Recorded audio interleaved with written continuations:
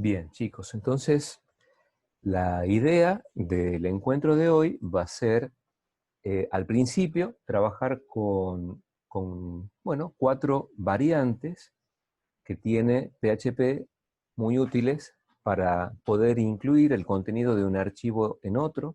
Después vamos a comenzar a trabajar con una primera aproximación a lo que son las funciones que vamos a almacenar en un archivo .php, vamos a ir formando pequeñísimas librerías, y después vamos a hacer uso de las funciones contenidas en esa librería, pasándole parámetros a nuestra página, a nuestra aplicación web, en este caso como una cadena GET directamente, y el jueves, cuando ya veamos el práctico 1, vamos a hacer el uso de formularios de entrada para estos datos, ¿sí? Así que, bueno, eso es lo que vamos a ver ahora a continuación. Bueno, entonces lo que vamos a hacer es crear un proyecto. Vamos a hacer clic derecho, nuevo proyecto PHP, habíamos convenido, pero se puede hacer con cualquier estilo, ponerle a este proyecto el nombre, clase y la fecha invertida, o sea, el año, el mes, el día. Y el número 4 al final, que es la comisión. Entonces, la primera de las ideas que vamos a ver hoy es de qué forma en PHP se puede incluir el contenido de un archivo en otro, y vamos a ver para qué nos sirve. Básicamente va a ser para poder dividir la estructura de una o de más páginas en archivos más pequeños, que van a ser más fáciles de mantener y que pueden estar a cargo de diferentes desarrolladores, y después integrar el llamado a los contenidos de los distintos archivos en un único archivo, o sea, integrar distintas partes bajo un mismo ámbito. Entonces, vamos a hacer clic derecho en el nombre del proyecto. Los que no usan Eclipse ya saben, crean una carpeta debajo de htdocs, y debajo de esa carpeta crean otro directorio que corresponda con el contenido de hoy, ¿sí? Entonces vamos a poner acá un nuevo archivo. Yo lo voy a poner arbitrariamente, por ejemplo, página.html, y va a tener extensión HTML, y en esta página simplemente vamos a poner un HTML vacío. Tomémoslo de acá como ejemplo. Si a ustedes ya lo genera automáticamente el editor que usan, genial. No tiene que ser exactamente esto, pero sí puede, bueno, incluso podríamos dejar este texto porque es un tercer elemento que lo podríamos manejar, no hay problema. Bueno, miren, acá tenemos una página HTML. Entonces, lo que vamos a hacer ahora es crear 3 archivos que tengan extensión PHP. Que tengan extensión PHP para que potencialmente ahí se pueda colocar tanto HTML como incrustar o embeber en algún momento cuando haga falta un script de PHP. Entonces vamos a hacer lo siguiente. Yo voy a poner clic derecho sobre el proyecto, ¿verdad? Nuevo archivo, y a este primer archivo le vamos a poner con mayúscula HTML y en minúsculas inicio.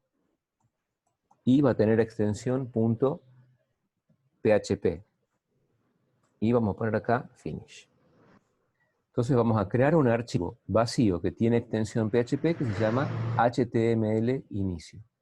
¿Qué es lo que vamos a colocar en este archivo? Bueno, vamos a venir a nuestro archivo que se llama página.html, y vamos a pegar las primeras 3 líneas, es decir, el documento HTML y el tag de apertura de HTML y de body. Estas 3 líneas las copiamos y las pegamos en un archivo que se llama htmlinicio.php. Después vamos a ver para qué sirve esto. Es un ejemplo sencillo, ¿sí? Ahora creamos un segundo archivo, también con extensión PHP, que se llame, hacemos clic derecho, nuevo archivo, que se llame, por ejemplo, htmlfin.php.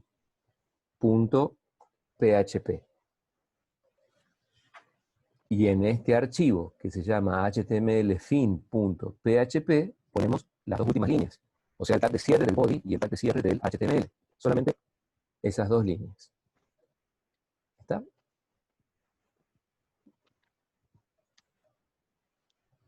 Vamos a crear, como lo supondrán, un tercer archivo. Clic derecho, nuevo archivo. Este tercer archivo le vamos a llamar, por ejemplo, contenido.php. Esto es solamente para ver las sentencias de inclusión de un archivo en otro. Entonces no importa que sean muy extensos. Entonces, ¿qué vamos a colocar acá? Lo que está en el cuerpo, o sea, en el body de página.html, lo copiamos y lo vamos a pasar para contenido.php. Entonces tenemos, a partir de una estructura HTML básica, muy elemental, 3 archivos, pero 3 archivos con extensión PHP, o sea que aquí potencialmente se puede, si hace falta, incluir un script de PHP.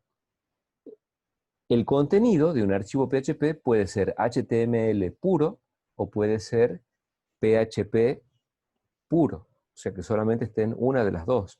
O bien, lo que sería un poquito más útil, según el caso, embeber dentro de contenido HTML scripts de PHP. Por eso todo tiene extensión PHP para que se pueda codificar en PHP si hace falta. De hecho, acá donde dice contenido.php, después de poner, por ejemplo, vamos a poner acá, no sé, encabezado, o pongámosle, qué sé yo, hoy es lunes, ¿sí? Y pongamos acá, encuentro teoría práctica del lunes.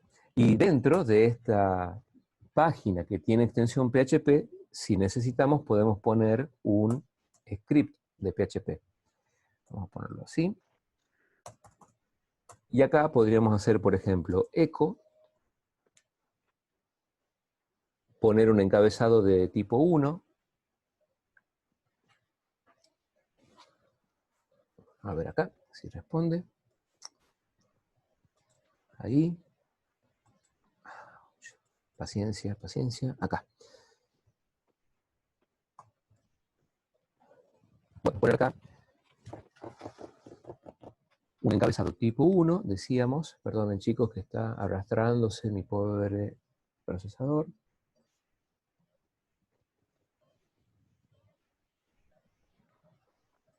Acá. Bueno. Ay, paciencia.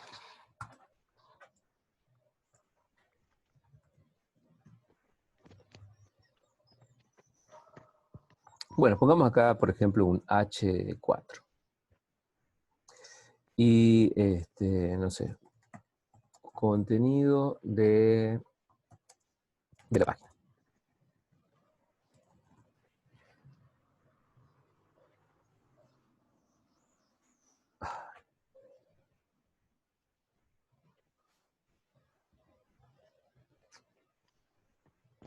Bueno, a ver ahí, niños. Guardemos todo. ¿Qué es lo que vamos a hacer ahora? Bueno, fijémonos. Vamos a crear ahora una página que tenga extensión PHP, pero que se llame index. Vamos a hacer nuevo archivo. Vamos a poner index.php.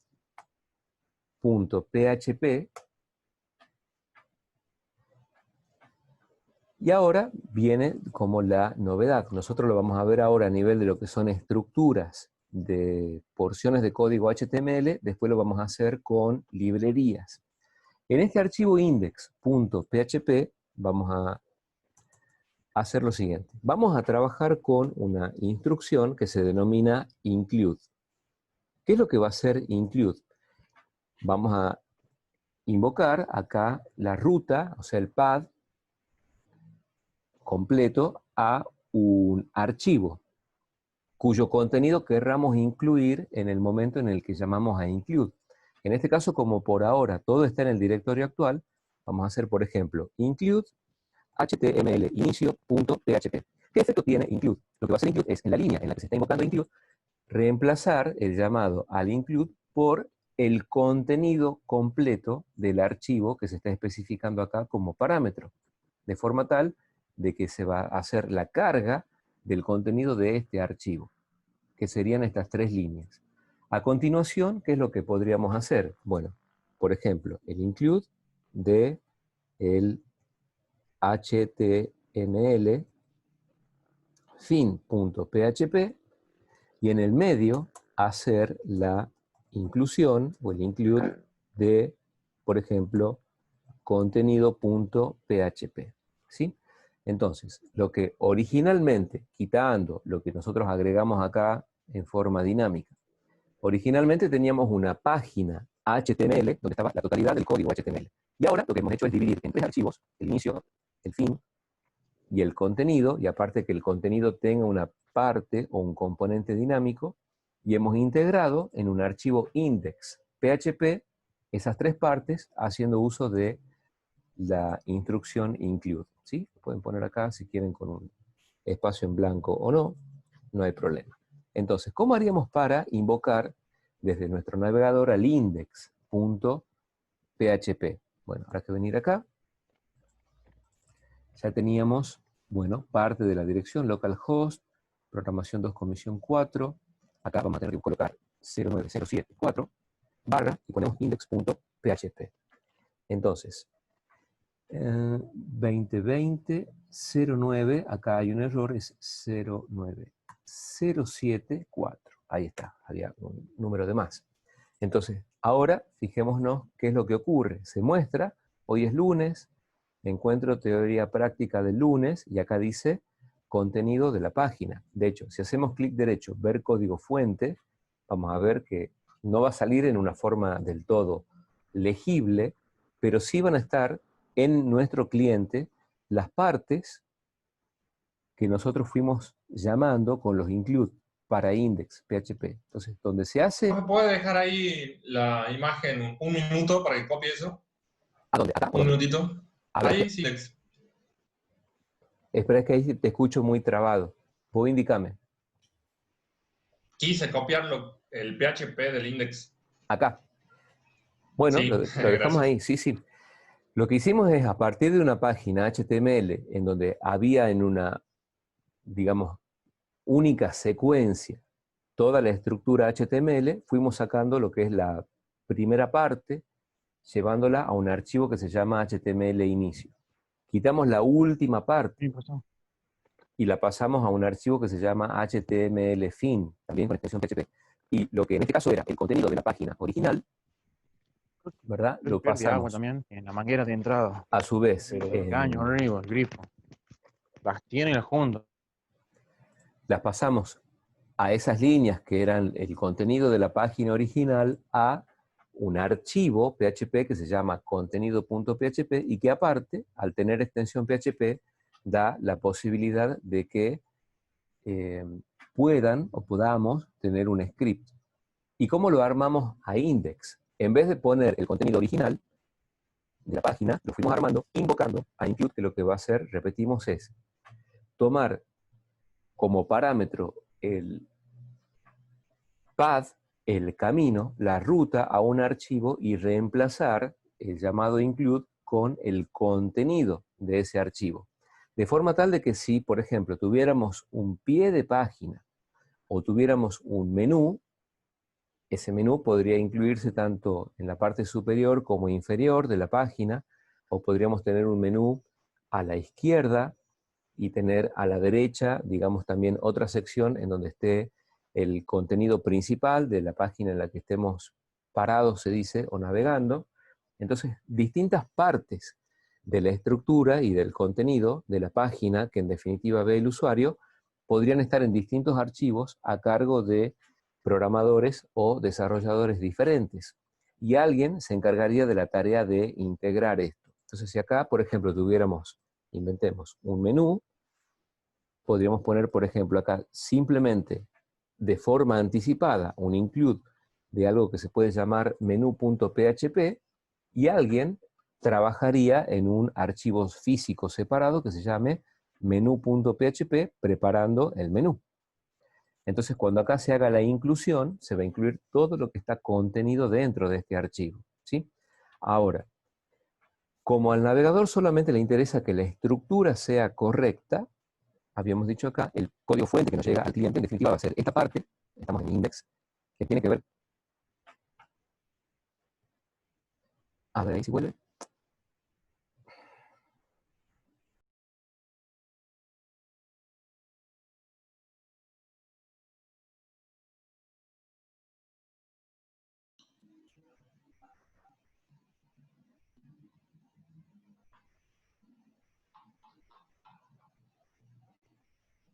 ¿A alguien le sale una advertencia No, no me sale cuando nada. ejecuta el código?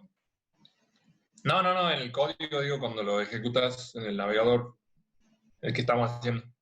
Ah, no lo probé.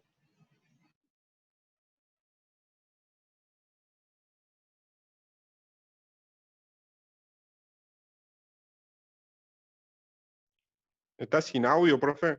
Sí, no lo escuchamos, profe. A ver ahí, a ver ahí. Ah, ahora sí. Estamos grabando y se escucha y se comparte. Perfecto. Bueno, hagamos un breve repaso y ya avanzamos sobre esto. La idea sería que la sentencia include lo que va a hacer es incluir el contenido del archivo que se pasa como parámetro en el momento en que nosotros hacemos el llamado al include. Este archivo index finalmente resulta de la inclusión del contenido de 3 archivos separados que podrían estar a cargo de 3 desarrolladores distintos. Entonces, si acá analizamos lo que llega al cliente, que es en definitiva el código fuente de la página index.php, tenemos esta parte que corresponde a el contenido de HTML inicio. Esta segunda parte, que sería el encabezado hasta este párrafo, hasta aquí, lo que está en azul, ¿verdad? Que corresponde a la inclusión de contenido.php. Y finalmente, lo que es el tag de cierre del body y del HTML, que se forman en el index por la inclusión del archivo html fin.php. ¿Sí? Profe, Ahora, en resumen sería para evitarnos modificar la hoja de ruta del navegador, más que nada, ¿o no? en realidad lo que hace el include es permitir que distintas secciones de la página estén en archivos separados, archivos físicos separados, y que cada uno de esos archivos puedan quizás ser responsabilidad de personas o de desarrolladores distintos. En vez de trabajar con una única página completa, lo que hace es, por ejemplo, alguien trabajará en el menú horizontal, otro trabajará en el pie de página, otros trabajan en el menú lateral, otros harán, por ejemplo, una sección de, no sé, de créditos o del encabezado. Entonces, todos esos archivos por separado después se pueden unir haciendo la inclusión de los contenidos con la sentencia include. Lo que hace include es incluir el contenido de un archivo en otro archivo, ¿sí? Parece sencillo, pero tiene esa utilidad porque puede estar a cargo de personas o de desarrolladores diferentes. Y después alguien se encarga de ir integrando los distintos contenidos de los archivos separados. Vamos a suponer que por alguna razón necesitamos hacer que este contenido aparezca 2 veces. Entonces, ¿qué es lo que podríamos hacer? Bueno, simplemente lo incluimos 2 veces. En ese caso, cerramos acá, ponemos F5 acá, aparecerá 2 veces ese texto. O sea, esa terna. Del hoy es lunes, del encuentro y el contenido de la página. ¿Sí? Ya lo vamos a ver.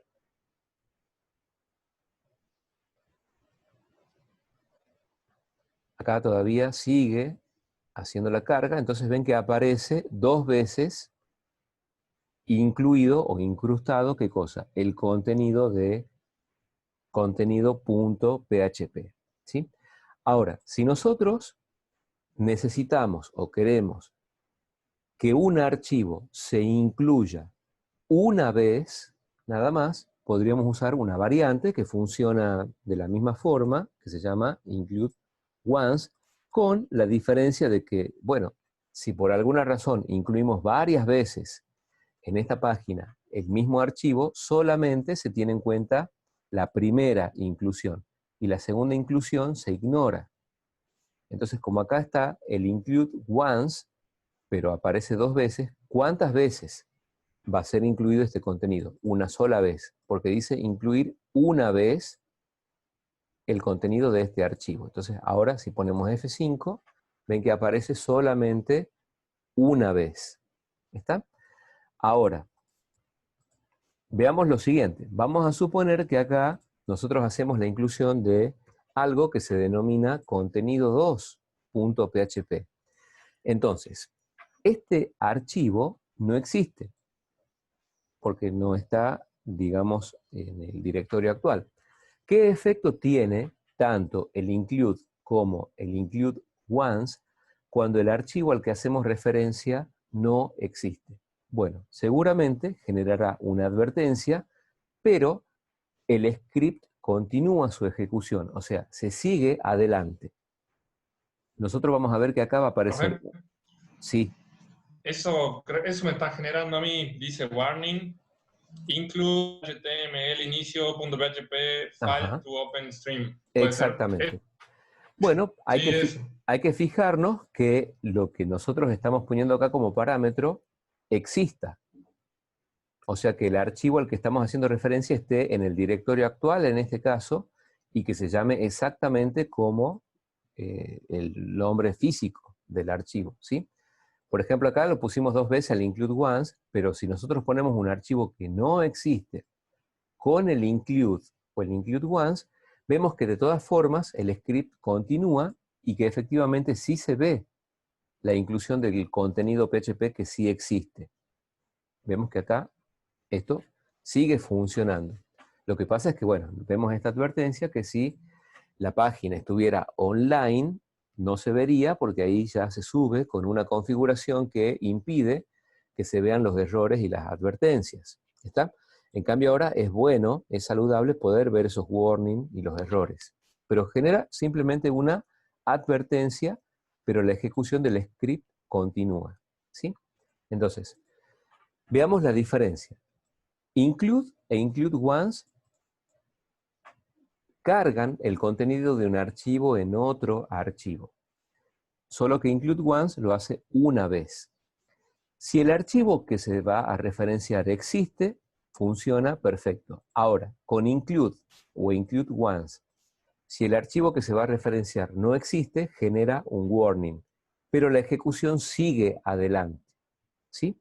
Vamos a suponer que este archivo, en lugar de incluirse, sea que no sea solamente, por ejemplo, algo como un pie de página con alguna información que no es imprescindible. Vamos a suponer que es un archivo sin el cual no se puede seguir adelante en la aplicación. En ese caso, lo que tendríamos que hacer es, en vez de trabajar con las variantes del include, trabajar con require. Entonces, require es mucho más estricto, porque, de nuevo, si el archivo que uno desea incluir, que ahora es un archivo requerido, existe, no pasa nada. Lo incluye, es decir, lo va a incrustar a ese contenido y se sigue adelante.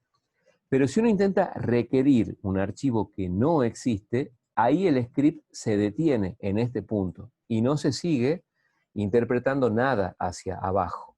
¿Sí? Entonces lo hagamos por última vez. Si acá ponemos include, ya lo hicimos con el include once, que el archivo no existe, uno recibe el warning, pero la ejecución del script continúa. Y esta inclusión sí se ve. Pero si ahora en vez de include se usa require y el archivo no existe, el script se detiene en este punto y esta inclusión no se hace, incluso tampoco se va a poner el HTML fin. Veamos. Ponemos F5 y ahora ya no hay un warning, hay un fatal error, ¿sí? Porque lo que falló es que no se encuentra un archivo que es requerido. O sea, se falló al intentar abrir un archivo requerido, ¿sí? Entonces, el require requiere que el archivo que se quiere incrustar exista sí o sí. Y si ahora hacemos lo siguiente, ponemos acá require y ponemos require, ¿sí? En este caso, ¿funcionaría? Sí. ¿Por qué? Porque se va a incrustar el contenido de este archivo requerido, que sí existe, 2 veces. Entonces no hay problema. Se requiere que el archivo exista. Si el archivo no existe, se clava, por así decirlo, se detiene la ejecución del script. Y si uno lo requiere 2 veces al archivo, o sea, el archivo sí o sí debe existir, no hay problema.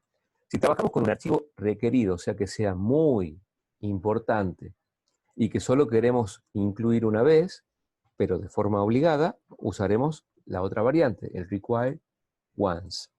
Entonces acá pondríamos require once. Ahora, en este contexto sería mucho más útil, ¿verdad? Funciona y solamente se incluye o se incrusta una vez, porque está con la variante once. En este caso, lo que podríamos hacer es, ya que el HTML inicio es indispensable, poner acá el require once. Porque aparte de que el archivo HTML inicio deba existir, tiene que ser única esa mención, porque HTML inicio tiene justamente el tag de apertura del HTML y del body, que no pueden repetirse. Entonces acá convendría que esto sea utilizado con un require, que el archivo exista sí o sí y que solo se requiera una vez. Lo mismo para el HTML fin, que se requiera que exista sí o sí y solo una vez. Y esto se puede poner como uno quiera, con include o bien con el include once. ¿Está? O sea que los archivos imprescindibles se tienen que manejar con require. Tienen que estar requeridos una o más veces. Y los contenidos que no son imprescindibles, generalmente algún pie de página con alguna información, digamos que no es indispensable, puede usarse o utilizarse un include o un include once.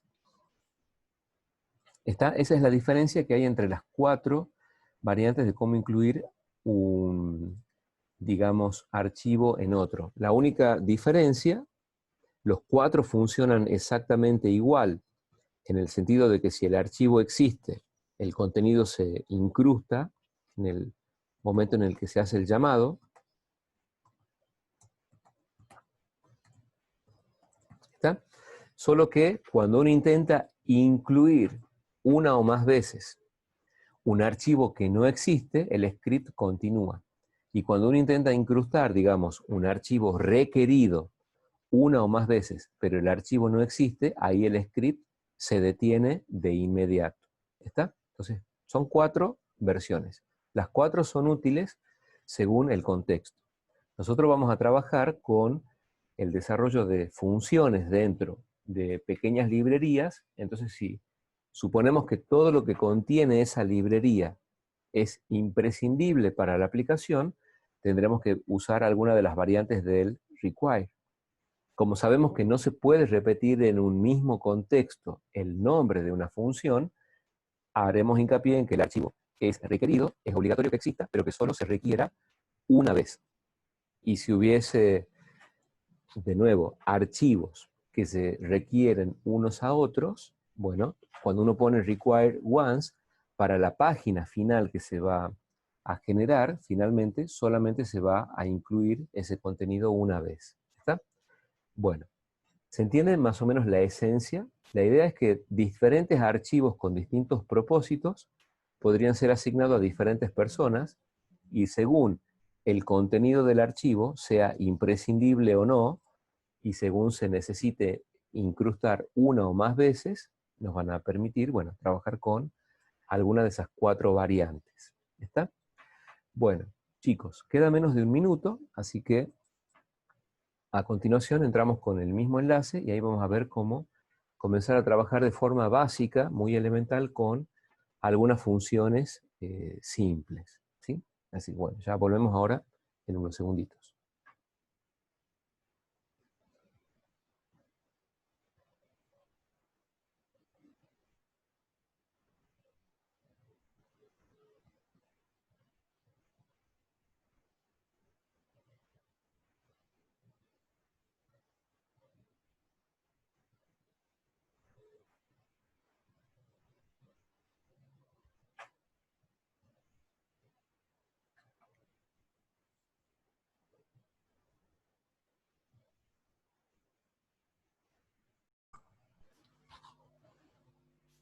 Bien, chicos, entonces, lo que vamos a hacer ahora es una pequeña introducción a lo que es el desarrollo de funciones en PHP, ¿sí?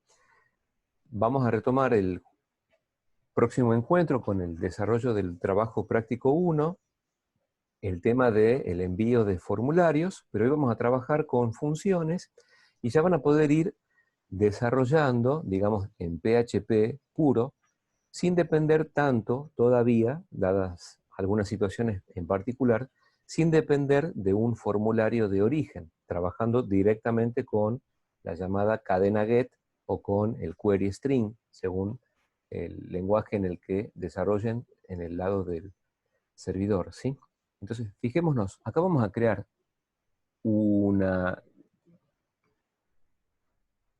nuevo archivo haciendo clic derecho sobre el proyecto. Ustedes crean un nuevo archivo según el editor que usan.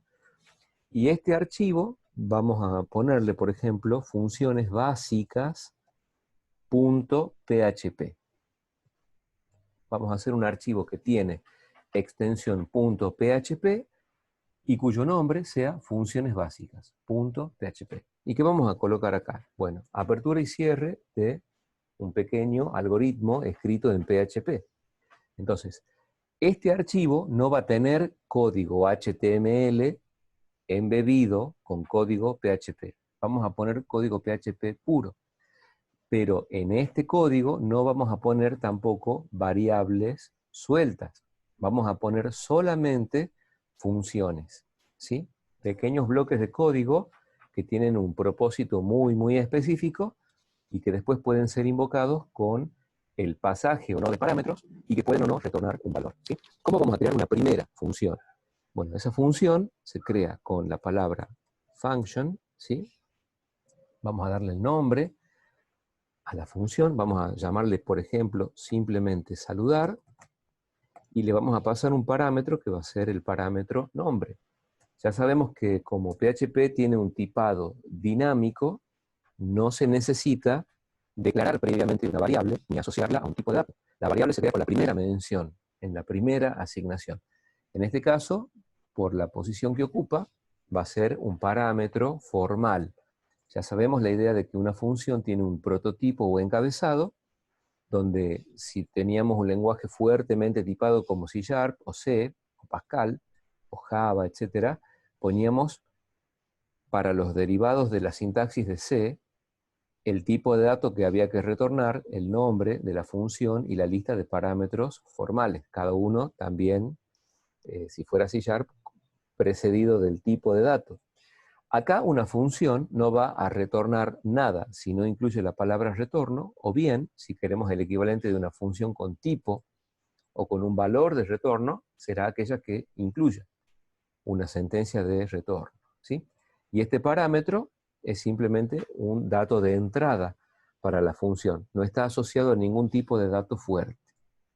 Después, más adelante, vamos a ver alguna forma, varias maneras de hacer una validación, tratar de llevar, primero a analizar si el contenido de esa variable pertenece, por lo que esté en ese momento dentro de la variable, a un cierto tipo de dato, o bien forzar a que se intente llevar a un tipo de dato fuerte, ¿sí?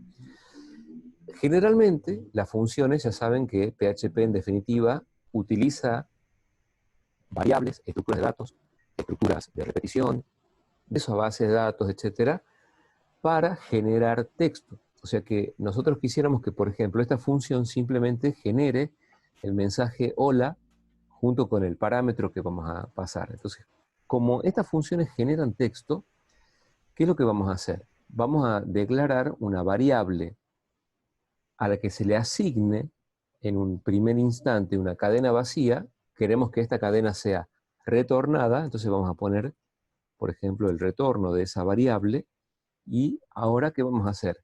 Desde la segunda asignación hasta la última, vamos a trabajar con el operador punto igual. Ya sabemos que punto igual concatena una cadena a otra, pero la primera asignación no puede ser punto igual, porque no tenemos un primer valor de referencia. Entonces hay que poner una primera asignación con el igual solito, y desde la segunda a la última, poner punto igual.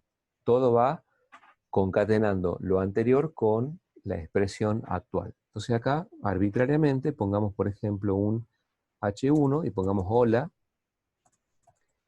Y acá, ya saben, yo estoy acostumbrado a dejar que la variable quede aislada, no que quede dentro de la cadena.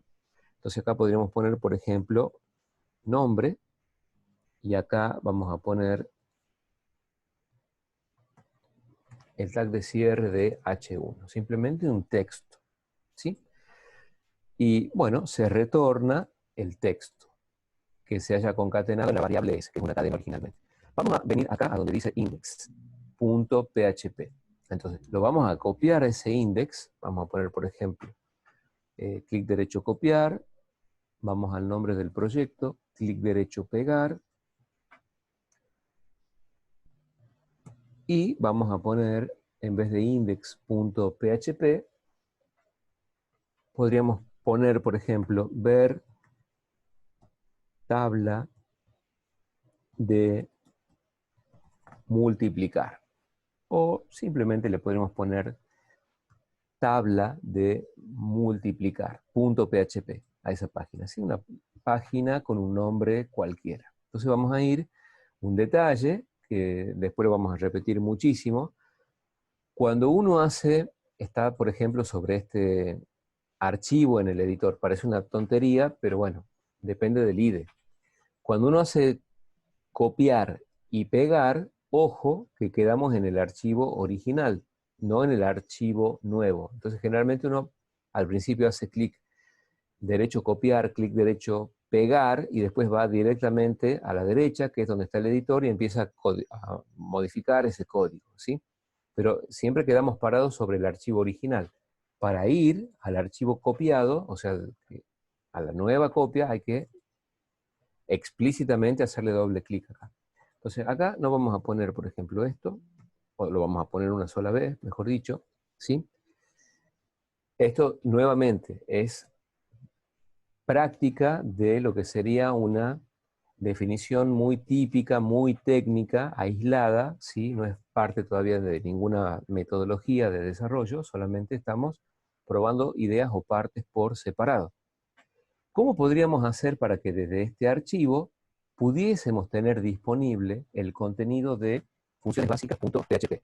Ya sabemos que si queremos que el propósito del contenido de este archivo sea contener una colección de funciones, o sea, una pequeñísima librería, no nos conviene tener variables sueltas, ni tener código HTML o estructura HTML, solamente funciones, con parámetros y que retornen o no valores.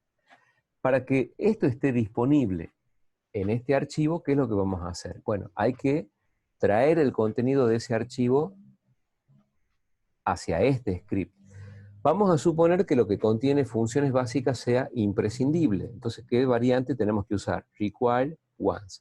Require porque el archivo que requerimos tiene que existir sí o sí, y once porque al incluir funciones, en este caso, solamente podemos tener una versión de cada función.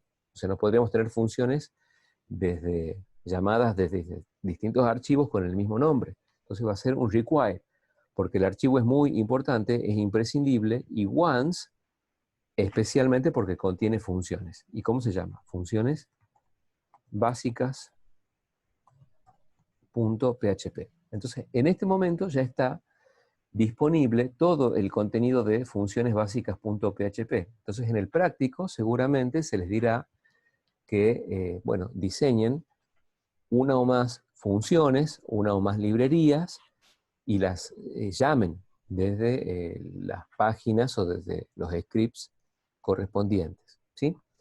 Entonces, como haciendo, digamos, un pequeño paréntesis, no digo quizás en el práctico 1, pero sí más adelante, en algún momento, en algunos prácticos, vamos a trabajar con versiones rudimentarias, digamos, introductorias, a los que son ya documentos formales en la metodología, ¿verdad?, del desarrollo de sistemas, que tienen que ver justamente con documentos que tienen o siguen una estructura rígida en donde uno va a escribir lo que se llama la especificación. Nosotros vamos a hacer especificaciones que sabemos son, digamos, independientes de la plataforma o del lenguaje. ¿Está? Son recetas genéricas, muchas veces parte de esas especificaciones o documentos incluyen pseudocódigo, donde solamente están las sentencias clásicas: obtener, escribir, leer, repetir, decidir, o sea, sí tal cosa, entonces tal otra, pero parte de esas especificaciones estarán como en una especie de pseudocódigo. Entonces, con esa especificación, que es una receta genérica, vamos a poner si quieren acá justamente eso, son recetas genéricas, independientes de la plataforma y del lenguaje, modos de describir qué y cómo hacer algo o una tarea, pero sin depender de la plataforma o de ningún lenguaje. Y después, esas especificaciones se transfieren a los coders, o sea, los desarrolladores, quienes se van a encargar de hacer lo que se llama la implementación. Entonces, la implementación ya será pasar las especificaciones, es decir, los genéricos, a código fuente de algún lenguaje. Puede ser C#, podría ser Python, puede ser el lenguaje R, qué sé yo, porque ese está como de moda ahora. Es un lenguaje muy orientado al manejo de datos estadísticos, después lo pueden ver. Puede estar en Java, puede estar en Delphi, está en distintos lenguajes, en C. Entonces, vamos a decir que como nosotros en el primer año lo que queremos hacer es hincapié, ¿verdad? Primer y segundo cuatrimestre. En el primer año hay que hacer hincapié en lo que es la lógica, o sea, el pensamiento estructurado. Esta parte de la lógica y del pensamiento estructurado, que es donde uno decide, habiendo pasado por lo que es el análisis de los requisitos, análisis, diseño, implementación, prueba, etc. Bueno, acá, en lo que es la parte de la lógica y pensamiento estructurado, está justamente, ¿qué cosa? El pensar, es decir, bueno, yo me doy cuenta de que tal situación requiere que se diseñen 3 variables, de las cuales la primera variable será un valor determinado, un valor de entrada del usuario. Hay una segunda variable que va a actuar con un rol, por ejemplo, de contador o de acumulador. Después podremos tener banderas, podremos tener auxiliares. Hay que hacer la secuencia en este orden específico. Acá se pone una decisión que va en un ciclo. Bueno, toda esa parte de pensar la lógica nos tiene que permitir redactar también el algoritmo finalmente en forma de especificaciones. Esta es la parte que nos interesa a nosotros, pensar, porque ahí es donde se resuelve el algoritmo, ahí es donde se programa. Después, muy a posterior, en lo que es el ciclo de vida del software, aparece la implementación, que es traducir este pensamiento, que es lo importante, a sintaxis particular en algún lenguaje, ¿sí? Pero a nosotros no nos interesa tanto esto, que sí es importante, como nos interesa esta parte. Porque si no, nosotros podríamos hacer, digamos, una formación que sea sintaxis de algún lenguaje y, bueno, enseñar cómo traducir mecánica y literalmente, por ejemplo, cuando acá nos diga, por ejemplo, invocar.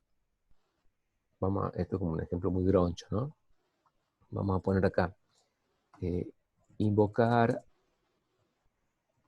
a la función saludar con el parámetro Pepe.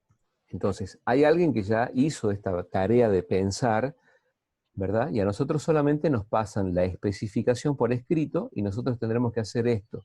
Por ejemplo, en PHP, habiendo hecho nosotros o bien otro desarrollador la propia función, y tendremos que, bueno, simplemente mecánicamente traducir esto a sintaxis. Bueno, nosotros queremos que hagamos hincapié en esto, mayoritariamente, casi todo ahí, casi todo en pensar y en resolver el algoritmo. Y después, bueno, hay que demostrar que esa especificación puede realmente implementarse, o sea, llevarse a la práctica y hacerse software en algún lenguaje, ¿está? Bueno, eso es como al margen, porque es mucho de lo que van a ver el año que viene. El año que viene estamos muy abocados casi pura y exclusivamente en el segundo cuatrimestre solamente a la redacción de las especificaciones. Y ustedes, por su cuenta, van a tener que hacer un autoaprendizaje de herramientas nuevas para hacer o llevar adelante la implementación. Nosotros en algún momento lo haremos en grupos, en la práctica de programación 2, de decir, bueno, el equipo A tiene como tarea hacer una especificación de tal y tal situación. Por ejemplo, no sé, el pago en cuotas de un determinado conjunto de electrodomésticos. Y esa especificación se la van a pasar a otro equipo. El equipo B va a tener que implementar eso. Y vamos a ver si el equipo B puede interpretar la especificación de A, siempre y cuando A haga la especificación en un lenguaje y en una documentación formal. No es que cada uno lo redacta como le parece, sino que lo manejamos al tema de las especificaciones para comunicar, digamos, quienes hacen análisis y diseño, los que diseñan tienen que comunicar en un lenguaje común, que son todos estos documentos que ya veremos en forma introductoria. Los diseñadores y analistas pasan las especificaciones a los codificadores, y los codificadores tienen que poder interpretar la especificación para poder implementarla, ¿sí? Bueno, perdón, pero bueno, es como que suena tedioso o aburrido, pero es muy importante manejar también un lenguaje común. Cuando yo no le digo a alguien por teléfono, che, haceme una función que sume 2 números. Bueno, eso ya es informal. Formalmente hay que pasar un documento donde ahí va a estar el nombre, el listado de los parámetros, el propósito, el orden en el que hay que recibir esos parámetros, si es que hay que retornar o no, y si es que hay que retornar qué cosa y en qué formato. Bueno, todo eso se tiene que poner por escrito para facilitar la comunicación entre desarrolladores. Mientras llega ese momento, acá tenemos una variante del index, una copia que se llama tabla de multiplicar, y ya hemos puesto un require once de funciones básicas. Entonces, después del contenido, después de incluir ese contenido, podríamos hacer intuitivamente ¿qué cosa? Bueno, llamar a saludar. Ven que esa es una de las ventajas que tiene el IDE, seguramente el Sublime o cualquier otro editor que usen también lo tiene, porque son muy buenos estos últimos años, digamos, han avanzado muchísimo, y se nos sugiere, hay que pasar un nombre. Entonces acá pasamos, por ejemplo, Pepe. Perfecto. Entonces estamos invocando a la función con el parámetro, pero no se va a ver nada. ¿Por qué? Bueno, primero no tenemos que ir a index, tenemos que ir a donde dice, por ahora se llama tabla de multiplicar, pero todavía no estamos haciendo nada de eso. Acá, vamos.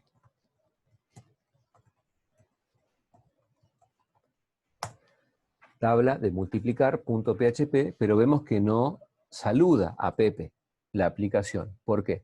La invocación es correcta, la función existe y efectivamente retorna la cadena. ¿Por qué hacemos hincapié en esto? Porque una posibilidad, que es muy mala, sería hacer lo siguiente. Poner acá, por ejemplo, echo, y que esta función no retorne nada. Esto no hay que hacer, pero probemos. Funciona. Ven que acá dice, hola Pepe. Y si uno hace clic derecho y pone ver código fuente, lo que nos interesa, desde el punto de vista del cliente, es que el HTML que llegó esté bien formado, bien estructurado, perfecto. Bueno, no conviene que las funciones que generan texto impacten ellas mismas en la salida. ¿Se acuerdan la idea de salida?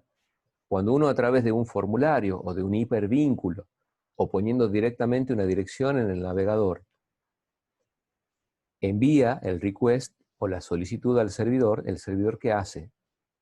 Genera un archivo en memoria vacío, que es la salida, que es el futuro response, que es el que va a llegar al cliente. Entonces no conviene que las funciones ellas mismas impacten en la salida. Lo que sí tienen que hacer es retornar las cadenas de texto que generen, y nosotros en el momento adecuado vamos a incorporar a la salida con echo, pasando el argumento de echo, que en este caso es la invocación a esta función, y el parámetro Pepe. Entonces, el efecto que va a tener es el mismo, pero conceptualmente es muy diferente, ¿sí? Vamos a ver que nuevamente dice, hola Pepe.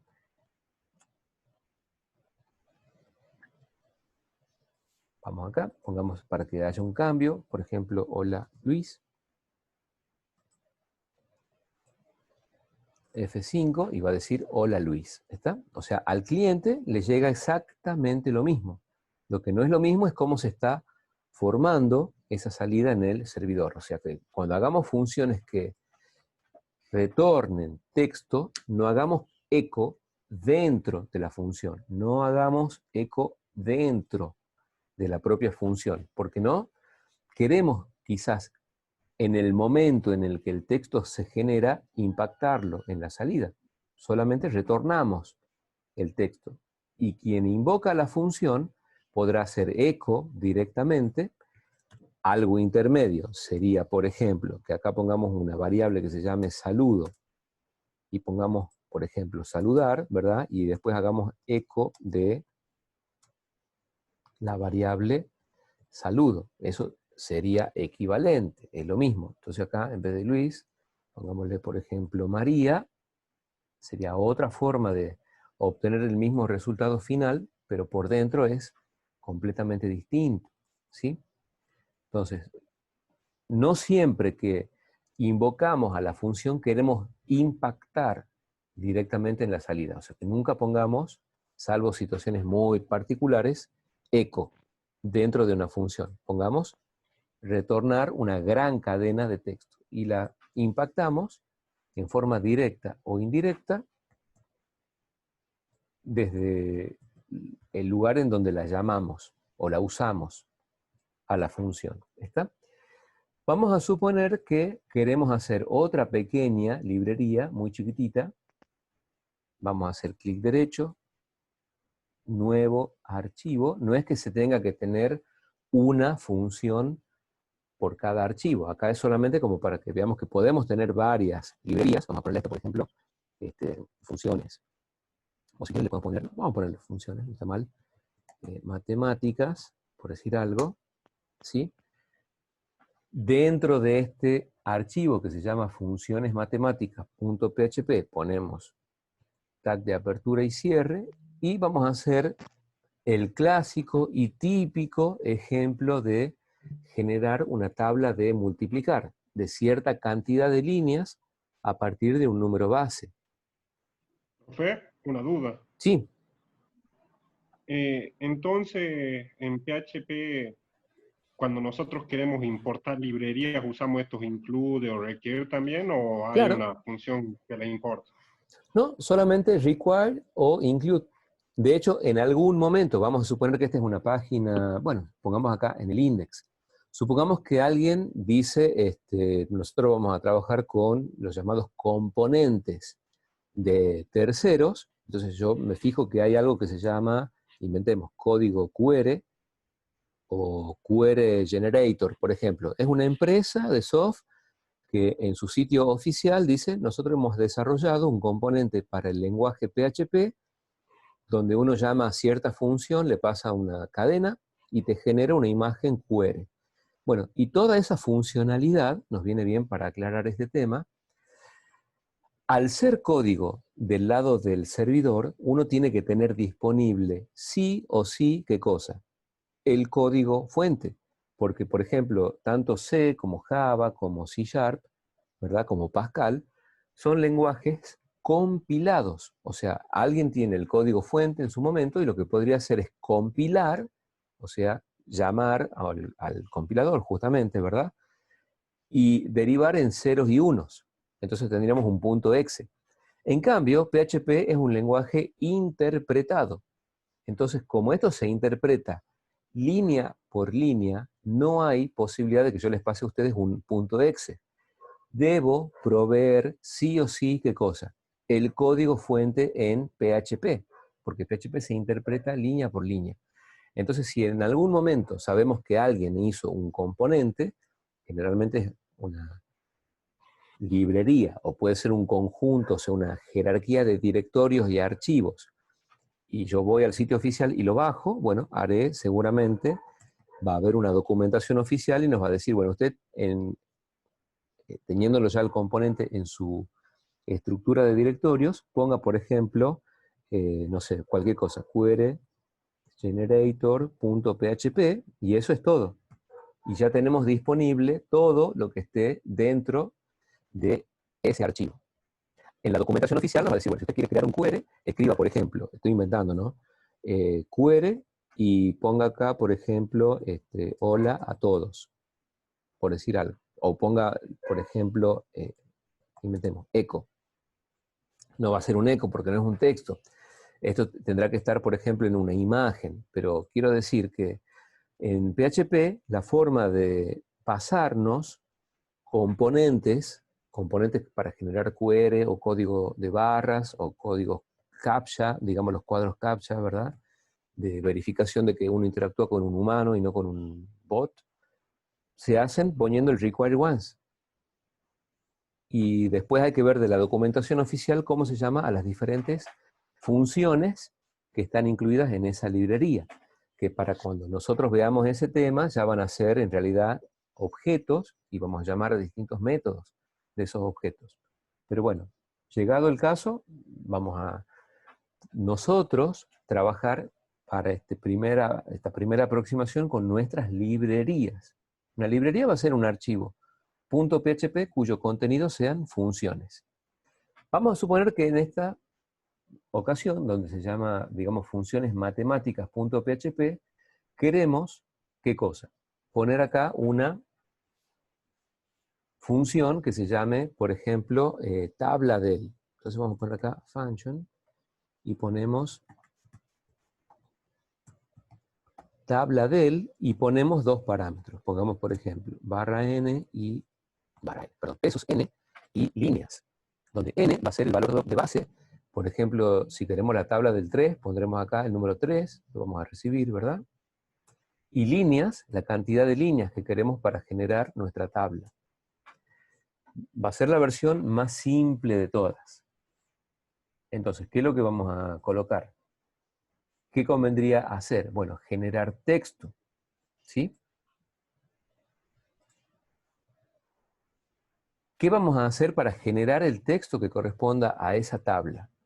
Generalmente, cuando las funciones generan texto y ese texto incluye estructura HTML, lo que van a hacer es comenzar con una cadena vacía, ¿verdad?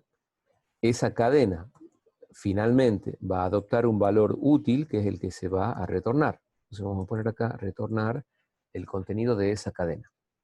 Desde la segunda asignación a la última, habrá que hacer el texto, que en este caso no va a incluir nada de HTML, el texto que se quiera concatenar en la variable S y se va a retornar.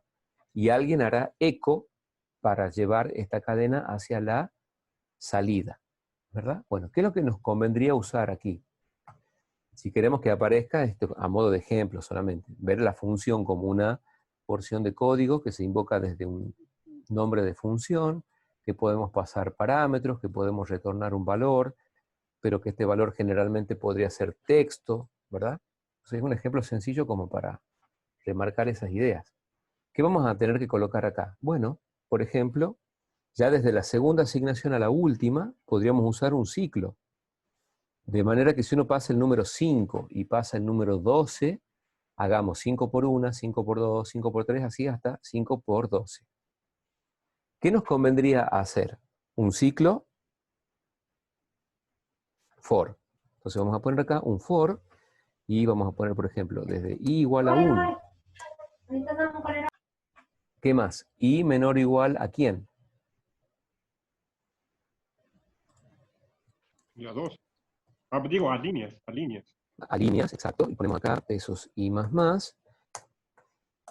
Y bueno, podremos poner un pequeñísimo título, si quieren. Esto solamente, de nuevo, a modo de ejemplo, pongamos acá un H2 que diga tabla del, y concatenamos con el valor de base n, y concatenamos con el tag de cierre. ¿Está? Acá a nivel del código fuente podríamos poner $n, esto no impacta, digamos, en el navegador, sino a lo que sería el futuro código fuente que llega al cliente. Y ahora, ¿qué podríamos hacer? Bueno, poner acá, ¿qué cosa? Eso es S, ponemos punto igual, y lo concatenamos con ¿qué? Bueno, esto también es como para acostumbrarnos a, bueno, al estilo que ustedes quieran, en realidad. Yo estoy acostumbrado, porque me parece más cómodo, aunque se escriba bastante más, es más cómodo de mantener en muchas situaciones, dejar que la variable esté aislada y no que sea parte de la cadena. Entonces, a modo de ejemplo, acá pondríamos, por ejemplo, el valor del número de base, una pequeña cadena. Los espacios en blanco en la cadena son significativos. Después, el valor actual de quién, de I. Después, otra pequeña cadena. Después, otra cadenita, y acá vamos a poner, ¿qué cosa? Bueno, pesos n, que es el número de base, multiplicado por el valor actual de quién, de I, por ejemplo, ¿sí? Entonces, cuando el for se ejecute por primera vez, y por ejemplo acá diga número 5, acaba de decir 5 por 1 igual a 5. Y así. Profe, Sí, ¿y qué pasa si en n le damos una letra en vez de un número? y no va a andar, porque acá, de nuevo, hasta que lleguemos a ver el tema de validar que lo que se reciba realmente sea, porque no es fuertemente tipada la variable. Para ver que sea realmente un número, bueno, habrá que intentar filtrarla a la variable, pero ya lo veremos llegado el momento. Ahora lo que hacemos es como hincapié en lo que es la Claro, sí, generación entiendo. de una función, pero acá vamos a hacer, o sea, si uno pasa hola y pasa un falso, bueno, no vamos a esperar, así como está escrito ahora, el código, digamos, funcione, ¿sí? Pero bueno, ya para el práctico 2 vamos a empezar a ver lo que es la validación de los datos. Al ser tipado dinámico, a futuro ya va a haber que estar con algo que a lo mejor se puede hacer con más o con menos líneas, pero es para no ensuciarse, dice el código, de la idea que se quiera presentar. Pasemos acá, parámetros actuales, cuando se llame a esta función, que sean, digamos, correctos, ¿sí? Le agregamos acá este encabezado y hacemos, digamos, bueno, el barra n sería más conveniente, en realidad, que el br. Y de hecho, acá podríamos poner Profe, pero el barra R, el BR y el barra N no son lo mismo. el barra n lo que va a hacer es acomodar, si se quiere, verlo de esa forma, el código fuente que llega al cliente. En cambio, el br sería como el salto de línea en el HTML, o sea, adentro de lo que se ve del navegador. Ya lo veamos la diferencia. Mira, si nosotros ponemos acá, por ejemplo, un pequeño encabezado de tipo 3, como para agregarle algo, ¿sí? Vamos a probarlo desde acá. Ya tenemos la inclusión o el require, no, entonces pongamos acá, require. Once, vamos a poner, ¿qué cosa? Funciones matemáticas.php, ¿verdad? Y ahora, ¿qué es lo que vamos a hacer? A ver si me libera, perfecto. Entonces, ¿qué vamos a hacer acá? Vamos a tener que poner echo y vamos a poner acá tabla del, pongamos por ejemplo el número 5 y pongamos acá, por ejemplo, el número 12. ¿Está? Vamos a guardar, vamos acá, por ejemplo, dice tabla de multiplicar, pongamos enter, y fijémonos que nos trae, digamos como respuesta, o response, tabla del 5, y dice 5 por 1, 5, 5 por 2, etc. ¿Sí? Si hacemos clic derecho, ver código fuente, vamos a ver que aparece en forma, si se quiere, ordenada, digamos, ese código. ¿Por qué? Porque está la presencia de barra n. En cambio, si acá nosotros optáramos, por ejemplo, por no colocar barra n y no colocar barra n, sino que vamos a colocar, por ejemplo, un br, ¿qué efecto va a tener esto? Bueno, fijémonos, va a aparecer mucho más separado una línea de otra, bueno, no mucho más, pero sí aparece separado porque ahí el barra, digamos, n del HTML es el br. Y como quitamos los barra n y ponemos ver código fuente, va a aparecer un solo texto, todo continuo. ¿Ven? Barra n lo que hace es actuar a nivel del código fuente, lo que llega a nuestra página. Y el br lo que hace es hacer como una especie de salto de línea, pero dentro del propio contenido del navegador. ¿Está? Entonces vamos a volver a poner como estaba, barra n acá. O Ahora sea, el barra N queda más prolijo, digamos. queda más prolijo para hacer legible el código fuente del navegador para nosotros los humanos. Claro. Y el br hace un saltito a nivel del HTML. Ahora corta y entramos, chicos, 20 minutitos más, ¿sí?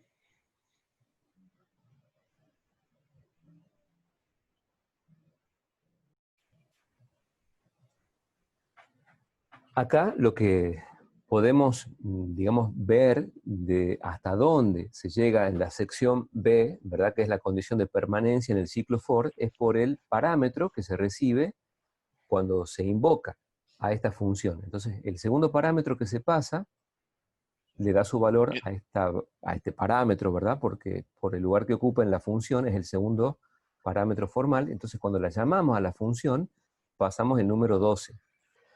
Si nosotros Claro, pero quisiéramos, por ejemplo, de la tabla del 4 hasta las 10 primeras líneas, bueno, pasamos los parámetros, porque como diseñadores nosotros le damos un sentido, o sea, un propósito, un rol valor. a cada parámetro según la posición que tenga y el propósito con el que está siendo diseñado ese parámetro, y después lo invocamos acá, por ejemplo, ¿verdad? Con F5. Claro, lo que yo decía, o sea, antes de modificar y el 4 y el valor de 10, porque yo pensaba que se le asignaba como se hacía antes en C#, por ejemplo, que hay veces en las que por teclado ya se le asignaba el valor. Bueno, si fuera incluso por teclado, ese valor por teclado entraría en una variable n, y acá pondríamos menor que n, por ejemplo, o menor o igual que n. Acá es mientras, porque esto en realidad, si uno lo ve al ciclo for, tenemos la sección A, que es la, digamos, sección de inicialización del valor de la variable de control por el que se pasa una sola vez. Pero la sección B del for, en realidad, es un mientras, porque es la condición de permanencia en el ciclo. Mientras la sección B del for se evalúe a verdadero, se ejecuta. Y la sección C es el que altera el valor de la variable de control. Entonces acá la sección B del for toma como valor límite, como menor o igual, el valor de líneas. Y líneas, desde esta mención hacia arriba, aparece como parámetro. Entonces, este es el parámetro. Y acá, cuando le pasamos el segundo parámetro, que puede ser cualquier otro valor, puede ser, por ejemplo, el número 8, y que acá sea la tabla del 13, por decir algo, entonces guardamos, y acá ponemos F5, y nos dará, bueno, la tabla del 13 hasta los 8 primeros renglones, ¿sí? Pero bueno, Está bien, sí. la gran ventaja, digamos, que tenemos es que al trabajar con pequeñas funciones, las funciones tienen que tener un propósito muy, muy específico. Y en PHP generalmente, no todas, pero muchas de las funciones tienen como propósito generar texto. Entonces, generar texto quiere decir solo generarlo y retornarlo. Y el impacto, cuando haga falta, se hará con eco, en forma directa o indirecta, ¿sí? Pero generalmente nunca, salvo rarísimas excepciones, haremos eco dentro de una función. La función internamente solo tiene que generar y concatenar texto. Ahora, este texto puede ser extraordinariamente gigante, ¿sí? No pasa nada. Es en definitiva texto. Se retorna y se adhiere, digamos, a la salida con eco, ¿sí? Solo como para mencionarlo ahora rápidamente, vamos a suponer que nosotros estos parámetros no los queremos pasar tan en forma literal, sino que quisiéramos quizá recibirlos desde afuera. No desde un formulario, sino que si alguien conoce la ubicación y el nombre del script, quiera pasarle parámetros directamente a través de la URL, pasar lo que habíamos denominado en su momento la llamada cadena get, o el pasaje de parámetros get, o lo que se denomina un query string. ¿Está? Entonces, ¿cómo lo vamos a hacer en ese caso? Bueno, fijémonos. Si nosotros quisiéramos recibir el nombre de la persona, el número de base y la cantidad de líneas, que son los parámetros de estas funciones, pero no lo queremos hacer a través del envío de un formulario, sino directamente invocando desde la barra de direcciones del navegador al script, ¿qué podríamos hacer? Trabajar con la cadena get, porque ya sabemos que si trabajáramos con formularios, usáramos el método get, acá se recibe ¿con qué? Con pesos-get. Pero habíamos dicho que el método get no es obligatorio que esté asociado a un formulario de origen. Entonces, por ejemplo, en este mismo script ponemos una variable de PHP que se llame, por ejemplo, nombre pila. Y le asignamos pesos-get, y acá sí pongamos, por ejemplo, nombre. Hasta ahí. ¿Qué deberíamos hacer ahora que lo invoquemos al script? Vamos a poder pasarle al script un string query, o sea, una cadena get, poniendo signo de pregunta. Acá vamos a poner nombre, igual, y por ejemplo, Juan, por ejemplo, ¿sí? ¿Y qué vamos a hacer? Pongamos acá nombre igual Juan. Todavía no pasa nada, o sea, la cadena get está correctamente pasada, se recibe y se vuelca correctamente aquí, solamente que habría que reemplazarlo ¿en dónde? Que en el parámetro actual de saludar, en vez de que diga María, que diga qué cosa, nombre pila. ¿Se entiende esta idea, chicos? Cuando no queremos un formulario de origen, pero queremos pasarle datos desde el propio navegador al script en el servidor, utilizamos, por ejemplo, el método get.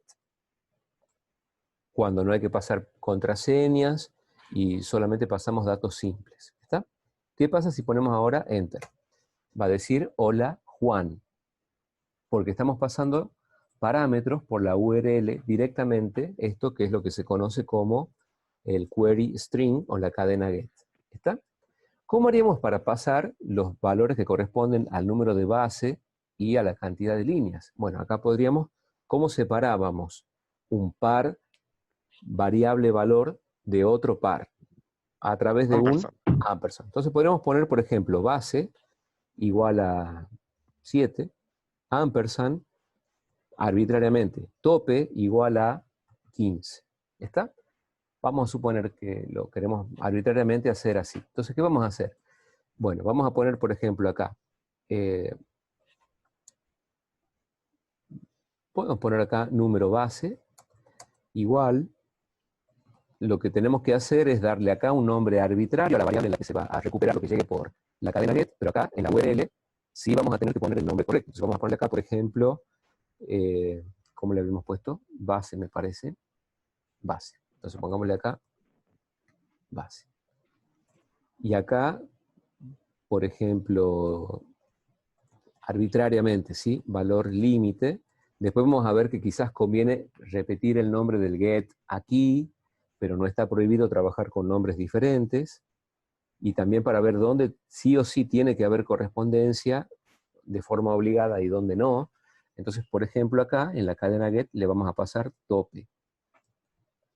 Perfecto. Entonces, volcado lo de get a las variables PHP comunes y corrientes, ¿qué vamos a tener que hacer acá? En vez de poner el número de base, vamos a poner, o mejor dicho, literalmente un número concreto, pongamos número base. Y acá, ¿qué es lo que vamos a hacer? Pasar el valor límite. ¿Sí?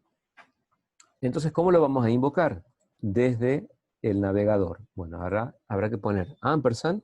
Acá no importa el orden, porque en definitiva la cadena get se va a recibir y la vamos extrayendo según el nombre del índice, pero vamos a poner, por ejemplo, base igual a 7, ampersand, tope igual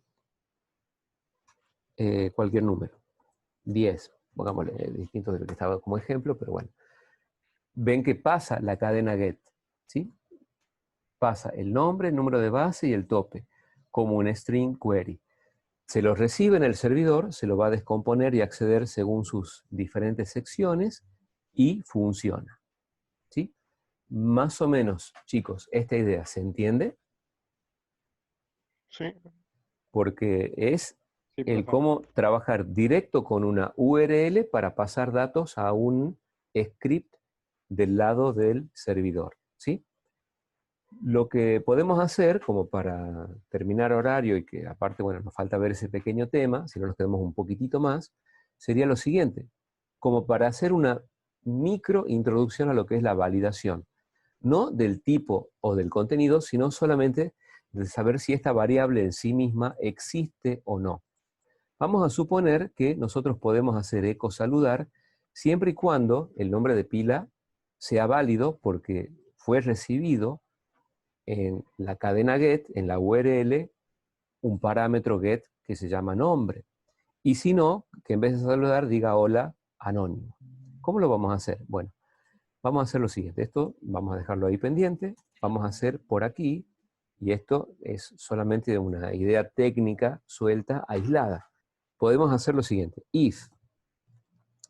Y podemos usar una función que se llama isSet, que lo que va a hacer es verificar y devuelve verdadero o falso, y le pasamos como nombre o como parámetro el nombre de una variable. Entonces acá vamos a decir, si está seteada, si existe la variable del arreglo superglobal get, que se llama nombre, entonces, ¿qué queremos hacer? Bueno, la vamos a volcar en esta variable PHP común y silvestre, y aparte lo vamos a saludar al usuario. ¿Está? Pero si eso no se cumple, ¿qué podríamos hacer? Bueno, mostrar un texto que diga, hola, desconocido. Por ejemplo, echo, y acá pongamos, por ejemplo, H2, y pongamos acá, hola, desconocido. ¿Está? Entonces pongamos salvar todo, y ahora fijémonos. Si nosotros volvemos acá, y en vez de poner Juan, ponemos María, o pongamos, no sé, qué sé yo, Rubén, ¿sí? Funciona. Porque existe, digamos, el parámetro get. Pero si no ponemos ese nombre, si no ponemos esa parte, ¿qué ocurre? Bueno, no llega a ser parte de la cadena get, por lo tanto el isEt falla, queda en falso o retorna falso, no se ejecuta la parte del entonces, se ejecuta la parte del else. ¿Está? Lo mismo podríamos hacer con la tabla, es decir, que la tabla se genere y se muestre solo si ambos parámetros get fueron recibidos. Simplemente si fueron recibidos. Eso es lo que hace el isEt, verificar si una variable existe o no existe. Después habrá que hacer, aparte, otra validación, viendo que el contenido de esa variable que existe sea válido, en tipo y en rango. Pero ahora, como para presentar la idea del saber si una variable existe o no. ¿Cómo lo deberíamos hacer? Porque necesitamos los dos parámetros simultáneamente. ¿Qué tendríamos que verificar? Que esto se haya enviado y que esto también se haya enviado. ¿Cómo lo haríamos? Un AND. Exacto. Pondríamos if isEt peso-get. ¿Cómo se llamaba? Base. Por un lado. Ampersand, doble ampersand, porque es el AND. Y isSet pesos-get. Tope, es decir, si las dos variables existen, entonces, bueno, hacemos el volcado, perdón, acá, hacemos el volcado,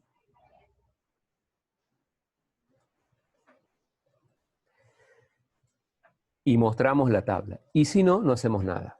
Entonces, vamos a venir para acá, vemos que si acá mandamos los dos valores, por ejemplo, la tabla del 6, y queremos las primeras 6 líneas también, no hay problema, funciona, porque todo existe. Bueno, en realidad todavía acá no existía el nombre, entonces no importa el orden en la URL, si podemos pasar, por ejemplo, el nombre, por ejemplo, no sé, Richard, ¿sí? ¿Está? ¿Y qué pasa si pasamos esto? Funciona. ¿Qué pasa si pasamos el nombre, pero no pasamos el número de base? No muestra la tabla, ¿por qué? Porque esta variable top existe, pero no existe el número de base. Lo pongamos al final para ver que no importa el orden. En la URL, pongamos que la base sea 6 y el tope sea 6, y entonces ahí, como existe tanto el nombre como el tope y la base, vuelve a generar el contenido dinámicamente en base a lo que pudo analizar acá. ¿Sí? Bueno, ¿Profe? Sí, dime. Tengo una duda de curiosidad. ¿Cómo determina que la variable existe, Lizeth? Y bueno, porque en algún momento en el fuente va a estar nombrada.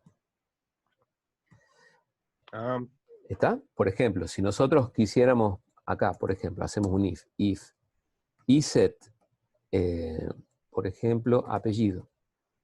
¿Está? Vamos a poner, por ejemplo, echo, copiemos, perdón, esto por acá. Entonces vamos a decir, por ejemplo, la apellido si existe, ¿sí? Bueno, y en caso contrario, vamos a poner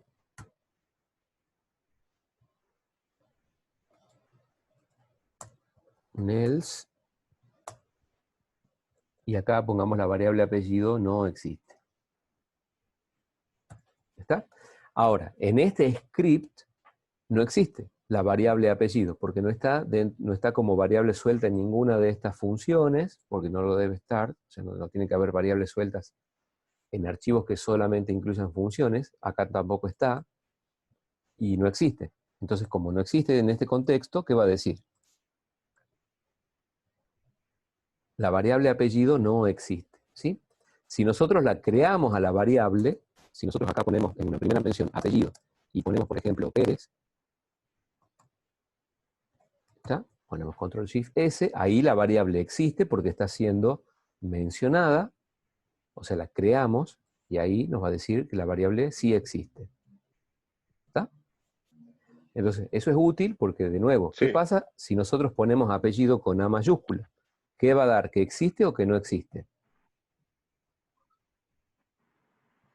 ¿Que no existe? Que no, porque PHP es sensible a mayúsculas y minúsculas. Entonces, la variable apellido no existe. ¿Está? Entonces, esto es útil para que cuando uno trabaja con nombres muy extensos, verifique que la variable exista. O sea, también es como que, a ver, uno con mucho cuidado sabe que si trabaja con nombres muy extensos, ¿sí? Aparte de que los autocompleta el entorno y te da alguna ayuda de decir existía o no, pero bueno, si no es como que la propia experiencia hace que uno rara vez escriba mal un nombre de variable cuando el nombre de la variable es muy largo. Ahora, en realidad, si uno lo escribe mal, aparte de que cuando haga falta, digamos que no va a existir y va a dar un error, veríamos que el resultado no es consistente con lo que se esperaba de la lógica, ¿sí? Entonces, cuando hay errores que son de lógica y no de sintaxis, porque los sintácticos te los da el compilador, pero los de lógica son imposibles de detectar, o sea, se detectan cuando ya el programa se ejecuta, bueno, ahí hay que ver dónde estará la lógica. Otra pregunta, usted decía que las variables se crean bien, se las mencionan, ¿no? La variable se crea en la primera mención, sí. Si nosotros tenemos número base igual a get base, pero no le pasamos la base, ¿no se debería haber creado igual el get base? Porque está mencionado. Bueno, pero acá fijémonos que solamente lo vuelca si es que existe. Este get base va a existir solamente si nosotros lo pasamos por acá. Si no lo pasamos, ¿verdad? Y ponemos enter, acá no se muestra la tabla. ¿Por qué? Porque falla el AND, porque no existe en la cadena get la variable base. Por lo tanto, como esto no se cumple, se ejecuta, bueno, acá no se ejecuta nada de nada. Si quieren, podemos hacer un else y poner acá, por ejemplo, un mensaje que diga, un H2 no está mal, que diga, no se pudo generar la tabla. Y pongamos acá, faltan datos, por decir algo. ¡Au! ¡Auch!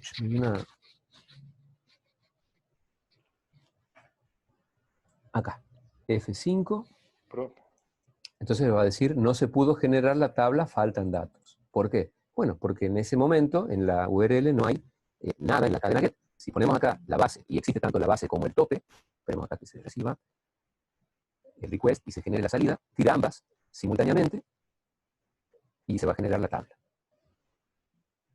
¿Está?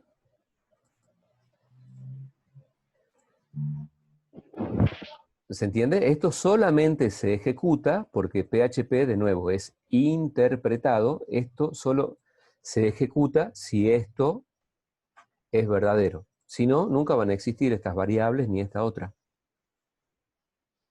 Porque faltan las dos o faltan al menos una de estas dos. ¿Sí? Entiendo. Bueno, chicos, el jueves vamos a hacer el práctico 1, así que va a ser ya retomando con la idea de formularios enviados con post, algo de forma sencilla, un envío unidireccional con cajas de texto y combos que van desde el cliente al servidor, hacemos una validación de existencia, quizás ya alguna más de tipo de dato y rango, generamos una salida técnica, sea muy básica, sin maquillaje, y con eso vamos a practicar lógica. O sea que va a haber el tema de pago de cuotas, con o sin interés, ciclos, decisiones, etcétera, ¿sí? No hay que perder el hilo de hacer la práctica de la lógica. Bueno, chicos, lo dejamos hasta acá, y bueno, estamos en contacto y nos vemos el próximo encuentro. Sí. Profe, disculpe, esta clase la va a